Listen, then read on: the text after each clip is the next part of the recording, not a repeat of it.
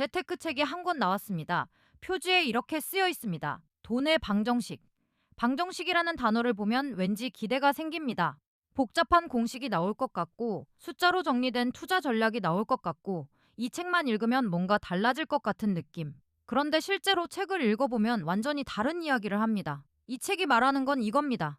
돈 문제의 핵심은 얼마나 버느냐가 아니라 무엇을 원하느냐다. 오늘은 그 주장이 설득력이 있는지, 어디까지 믿을 수 있는지, 그리고 어떤 사람에게 도움이 되고 어떤 사람에게는 굳이 필요 없는지 솔직하게 이야기해 보겠습니다. 저자는 모건 하우절입니다. 전직 월스트리트 저널 기자이고 현재는 콜라보레이티브 펀드의 파트너입니다. 한국에서는 2020년에 출간된 돈의 심리학으로 이미 많이 알려진 사람입니다. 그런데 흥미로운 게 있습니다. 원제가 더 아트 오브 스펜딩 머니인데 한국 출판사는 이걸 돈의 방정식으로 바꿨습니다. 직역하면 돈을 쓰는 기술 혹은 돈을 쓰는 예술 정도가 됩니다. 한겨레는 이 제목 변경 자체를 칼럼으로 다뤘는데요. 돈의 심리학 후광과 한국 독자의 기대를 함께 노린 전략적 선택이라는 분석이었습니다. 이 책은 돈의 심리학의 속편이라고 보면 됩니다. 전작이 어떻게 돈을 벌고 불릴 것인가에 대한 이야기였다면 이번 책은 이렇게 묻습니다. 그래서 그 돈을 어떻게 할 건데? 이 책에서 하우절이 가장 반복하는 개념이 있습니다. 부는 보유액이 아니라 원하는 것의 크기와 직결된다는 겁니다. 공식으로 쓰면 이렇습니다. 부는 가진 것 빼기 원하는 것입니다. 월급이 500만 원인데 원하는 것이 600만 원이면 늘 부족합니다. 월급이 2천만 원인데 원하는 것이 1,800만 원이면 남습니다. 그래서 수입을 2배로 늘리는 것보다 원하는 것을 적절히 관리하는 게 때로 더 강력한 전략이라는 겁니다. 여기서 뇌과학 얘기가 나오는데요. 뇌는 사실 소유보다 획득하는 과정에서 더 많은 도파민을 냅니다. 그래서 목표를 달성하면 잠깐 기쁘고 바로 다음 목표가 생기고 거기서 다시 만족을 찾으려 합니다. 10억을 모으면 행복할 줄 알았는데 막상 모으면 30억이 목표가 됩니다. 하우절은 이걸 이렇게 표현합니다. 자, 다음 목표는 뭐지? 이 사이클에서 벗어나지 못하면 아무리 많이 벌어도 항상 부족합니다. 그래서 이 책의 첫 번째 핵심은 돈을 더 버는 법이 아니라 기대치를 관리하는 법입니다. 하우절은 리치와 웰시를 구분합니다. 번역하면 둘 다 부자인데 그는 다르겠습니다. 리치는 지금 살 수 있는 능력입니다. 웰시는 시간을 스스로 통제할 수 있는 자유입니다. 연봉 2억짜리 직업이 있는데 1년에 350일을 원하지 않는 일을 해야 한다면 그는 리치일 수 있어도 웰시하지 않습니다. 반대로 수입이 적어도 출근 시간을 스스로 정하고 싫은 사람을 안 만나도 되고 원하는 날 쉬고 원하는 사람과 원하는 일을 할 수 있다면 그게 하우절이 말하는 진짜 부입니다. 그래서 이 책은 주식 수익률 이야기를 거의 안 합니다. 대신 이렇게 묻습니다. 당신의 돈이 당신에게 시간의 주도권을 주고 있습니까? 아니면 더 많은 시간을 팔아야 더 많은 돈을 벌 수 있는 구조입니까? 벤더빌트 가문 이야기가 여기에 나옵니다. 1800년대에 3천억 달러에 달하는 부를 쌓은 가문인데 수십 년 만에 거의 다 무너집니다. 돈이 없어서가 아닙니다. 돈이 삶을 위한 도구가 아니라 과시와 경쟁의 수단이 됐기 때문입니다. 이 책에서 가장 인상적인 개념이 있습니다. 사회적 부채. 보통 부채라고 하면 은행 대출이나 신용카드를 떠올리는데요. 하우절은 다른 부채를 이야기합니다. 돈이 많아질수록 함께 늘어나는 것들, 주변의 기대, 체면, 선물해야 한다는 압박, 더 비싼 차를 타야 한다는 눈치, 이 모든 것이 조용히 쌓이는 부채라는 겁니다. 이건 NBA 선수 파산 사례에서 가장 잘 드러납니다.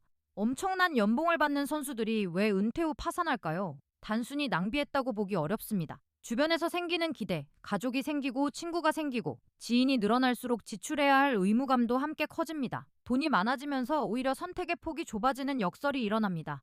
하우절이 이상형으로 드는 사람은 이름 없는 부자입니다. 주변에 잘 알려지지 않고 과시하지 않고 그래서 사회적 부채를 최소화하며 사는 사람. 이렇게 되면 돈이 정말 자신을 위한 도구로 남을 수 있다는 거죠. 복리에 대한 이야기도 나오는데 하우절의 접근이 조금 다릅니다. 복리는 숫자 이야기가 아니라 행동 이야기라는 겁니다. 복리가 작동하려면 긴 시간이 필요합니다. 그 긴 시간 동안 무너지지 않으려면 남들과 비교하거나 과시하거나 흔들리면 안 됩니다. 그래서 자랑하지 않고 시끄럽지 않고 조용히 오래가는 사람이 결국 가장 강합니다. 조용한 돈이 이긴다는 표현이 여기서 나옵니다. 이건 재미있는 역설입니다. 보통 부자가 되려면 공격적으로, 적극적으로, 더 빠르게 움직여야 한다고 생각하는데요. 하우절은 반대로 말합니다. 부자가 되는 가장 빠른 길은 천천히 가는 것이다. 지금쯤 이런 생각이 드실 수 있습니다. 이거 돈의 심리학이랑 다른 거야? 솔직히 말하면 비슷한 느낌이 드는 챕터들이 있습니다. 독자 리뷰에도 이 지적이 꽤 많이 나옵니다. 전작의 확장판 같다는 평가. 그런데 접근 방향이 다릅니다. 돈의 심리학이 어떻게 모을 것인가에 집중했다면 이 책은 모은 뒤에 어떻게 쓸 것인가를 묻습니다. 관심의 축이 다릅니다. 다이위드 제로라는 책과 비교하면 흥미롭습니다. 그 책은 극단적으로 밀어붙입니다. 죽을 때 돈이 남아있으면 실패한 삶이다. 반면 하우절은 그 정도까지 가지 않습니다. 균형을 이야기합니다. 미래만을 위해 현재를 지나치게 희생하는 것도 손실이지만 그렇다고 오늘만 보고 달려도 문제라는 거죠. 이쯤 되면 이 책이 무조건 좋은 책처럼 들릴 수 있는데요. 공정하게 보면 분명한 한계가 있습니다. 첫째, 실천 매뉴얼이 아닙니다. 구체적으로 어떻게 예산을 짜야 하는지, 세금은 어떻게 해야 하는지, 은퇴 설계는 어떻게 하는지 이런 내용이 거의 없습니다. 그래서 지금 당장 뭔가 실행하고 싶은 분들에게는 답답할 수 있습니다. 둘째, 이 책의 충고는 여유가 있는 사람에게 더 잘 작동합니다. 기대치를 낮추고 더 적게 원하고 시간을 사라는 조언은 기본 생활비가 충족된 상황을 전제합니다. 구조적인 빈곤이나 급박한 생계 문제를 다루지는 않습니다. 셋째, 사례 일반화를 조심해야 합니다. 록펠러, 벤더빌트, NBA 선수 이야기 않습니다. 넷째, 한국 독자 입장에서 문화적 맥락이 다를 수 있습니다. 하우절은 독립성과 자기 기준을 강조하는데 한국에서는 부모님 봉양, 자녀 교육, 가족 기대라는 사회적 압박이 서양보다 훨씬 강하게 작동합니다. 이 책이 말하는 사회적 부채를 줄이는 방법이 한국에서 그대로 적용되기 어려운 상황도 많습니다. 이 책이 나온 게 2025년 말, 한국에 들어온 게 2026년 1월입니다.